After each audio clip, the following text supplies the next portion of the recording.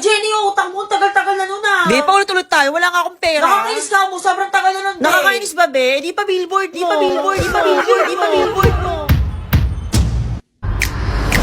Hoy, be, bakit mo ka pinabillboard, be? Nakakahiya. Oh, akala ko ba gusto mo ipa-billboard ko? Oh, ayan na, naka-billboard na.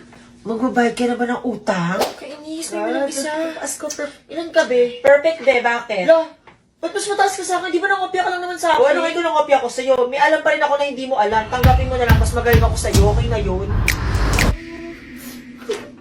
Ma'am? Yes, nakano yun? Ma'am, bakit hindi na lang po si Mona yung gawin nating representative sa Quizbee? balo ka. Total, lagi niya po perfect yung exam. Actually, tama ka, Wednesday. Sige, Mona, ikaw na yung mag-represent sa classroom natin sa quiz. Ate, bayad ko po. Oh, yung biskwit mo, oh. Thank you. Oh, ito yung sukle. Kunin mo na.